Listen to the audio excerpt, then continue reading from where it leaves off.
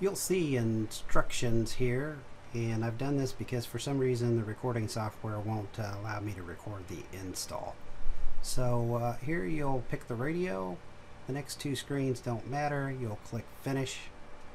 I wanted to also note that sometime during this install you may see some DOS screens.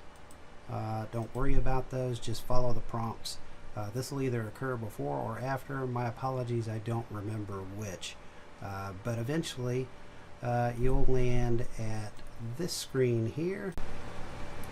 And we'll go ahead and change the appearance here so that we have something a little nicer to work with.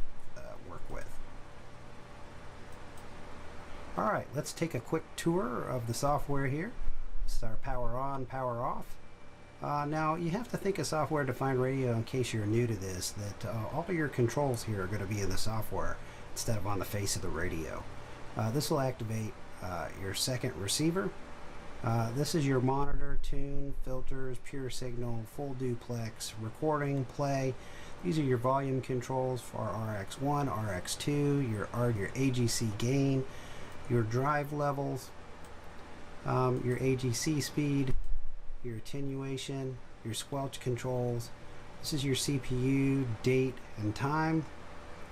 These are your split, A to B, B to A. These are your noise reduction and sound control type modes like binaural. And this will set your pan adapter. We're going to go for a pan of fall, a pan adapter on the top, our waterfall on the bottom. This will set multi-RX, that's important later. These are your mic setting controls, transmit profiles that you can save. These are your filter sizes. You can set a customizable filter. These are your modes, upper, lower sideband. These are your bands. Up top you have your VFO-A, VFO-B. These are your meters. You can pick various meters here. There's a lot to be had and offered in this program. Got your setup menu, your memory bank, your recordings manager, your equalizer, 3 or 10 band, transverter controls, CW controls, your diversity mode controls. You can collapse the software to a smaller view. You can expand it back out. These are your pure signal controls where you tune and calibrate your pure signal. And the last one up here is a radio astronomy. This is a very fast review of the controls. If you want more detail, you could look in the manual or look online for further references. Also didn't cover Zoom here. That's probably good to know as well. Let's get into the setup next. Now when we go into setup for the first time, we'll want to look at the radio, make sure it's set correctly. This stitched receiver mode allows you to weave together the DDCs. The Anans can basically do 7 slices per receiver. You don't really have a way in the software to access those slices other than to stitch them together. This basically allows you to see a greater swath of bandwidth versus a smaller width with it off. You can disable and enable your pure signal here. This is your hardware control for your mic. Basically this controls what you're using as far as the tip, center, and the ground. This is important if you're going to set up a paddle. I had to make my own customized connector to use on the front of the radio. This is what it is. Basically wired like this diagram here. And you can see the finished product hooked to the radio. This includes the isolator since I use hardwired audio mic input into the radio. This little transformer coil basically electrically isolates the audio from any DC current or other line currents or interference that could get into the line. We need to set our radio up before we get going, so in addition to these controls, basically you can see if you want to use a dedicated IP, you can set that with your MAC address and your router if you so desire, and then enter in that IP here, or you can let it just get it dynamically as it does out of the box. You can look at dither and random. I usually leave these enabled. At this point I'm going to go ahead and load my database and import it, and this is going to stop the software reset, so we'll Alright, we have my version customized skin running here on the software. We have the volume down. We've gone ahead and basically turned on the radio here. We're basically going to go through the settings though here first, basically to just do some coverage so you can see what we have. Alright, so in our general settings we started to cover this with the radio, our microphone tip. You're going to need some additional software. We'll cover this in a minute. VB audio cables are great for virtual audio cables. You can find this at VB Audio. And then as well as you might need some virtual COM ports if you're going to use your CAT controls for third-party software such as Ham Radio Deluxe or Comcat or other logging software. So this will give you a little bit of information. There is a discount coupon code that I obtained for hams this year for half off. You can find that in the user forums if you search for it. Alright, so back to our radio. You'd probably have this off unless you're using it here. We talked about the IP. You can import, export database. You can reset the database. This does happen to come into play sometimes. I highly recommend that you export versions of your database as you get things stable and like how things are working. You may want to enable dither or random. This is covered in the fast settings setup guide. Your ADC determines which antenna port connector is tied to which ADC. Remember, this radio has two ADCs, so in this case RX1 is tied to ADC1, and RX2 which happens to be my receive antenna, or ADC2, is tied to ADC2. And then the rest of these I'm not really using. Haven't really changed much in this screen. Haven't really changed much in this screen. This is for your DB9 connector on the back if you're using that. This is for your antennas. It's very important that you match up the correct antenna port on the radio to the actual antenna. You don't want to, for example, be transmitting into your receive-only antenna. Filters, haven't really touched this. RX2, this is kind of handy. One more thing back here on antenna control. SWR protection can be a little flaky sometimes. If you're having that problem, you may want to check your firmware. The other reason it may get flaky is you have a high SWR type antenna, and you may need to make sure it's well tuned in order to avoid this tripping an alarm on you. All right, if we look at our audio, we've got VAC 1 and 2. This is important. If you're not getting any audio,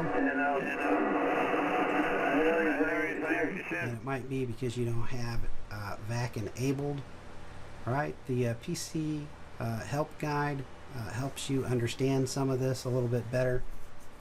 Maybe I'll make a video more specifically on configuring digital modes, but for now, too cold for me.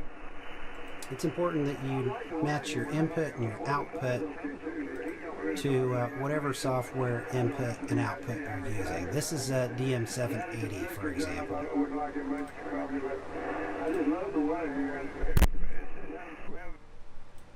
Turn that down so we can hear. And let's go ahead and finish here.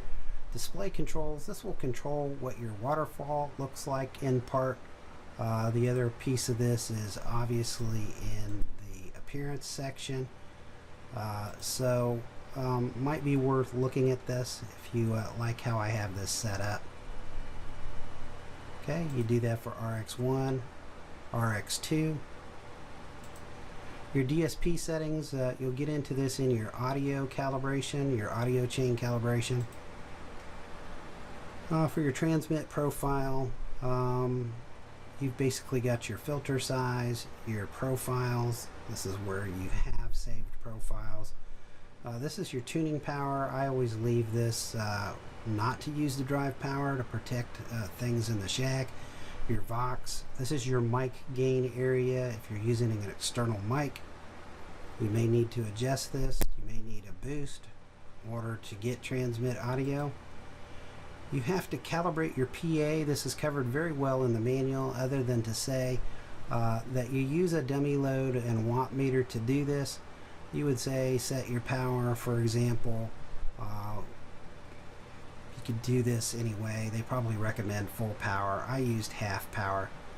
I set it for 50%, and then basically I use the tune function. This will key the radio and send power output.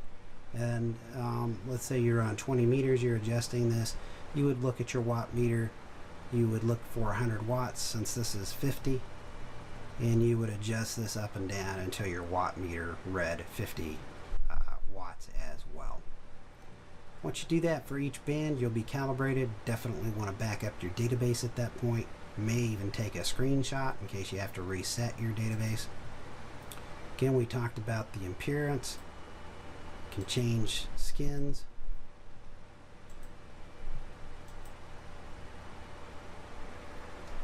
Keyboard controls, your cat controls. This is important for third-party software. So, for example, if you want to use a logger,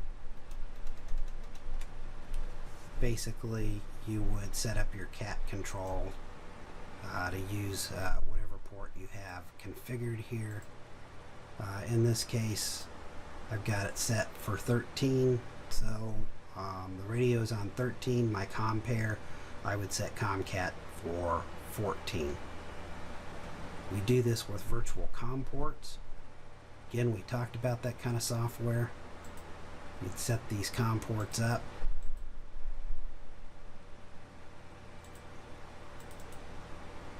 I'm using, again, Kernel Pro. You can look at client ports, local ports. Client ports, it actually lets you share a port over the network if you install this on both ends. You do need 2 copies to do that, though. With the half-off coupon, though, basically you'll get both copies for the cost of 1. All right. So basically, this is getting us through a lot of the basic configuration here. Again, the digital modes will help you set up things like VAC and your virtual comm ports. And other than that, it's time to enjoy and have a little fun with the radio. You can click and tune, fine tune.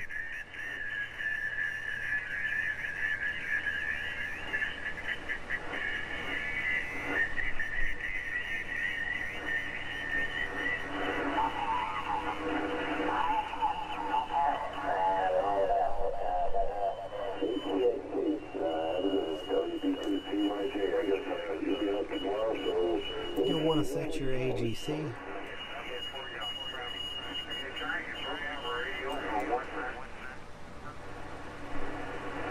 can see this bar moving here.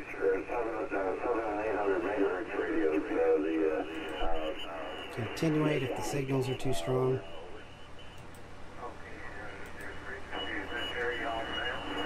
And other than that, you can enjoy. It's our second receiver.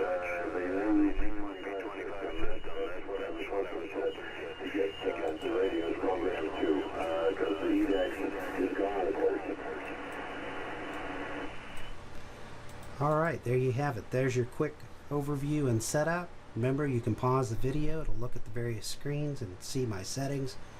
Again, you'll want to dig in deeper to learn all of your own settings. You can do that with all the online resources that I provided you and guides and the review. Use the information that you have and you'll be just fine. You can always get help in the forums if you need it. This is November India 0 Zulu from the shack, clear.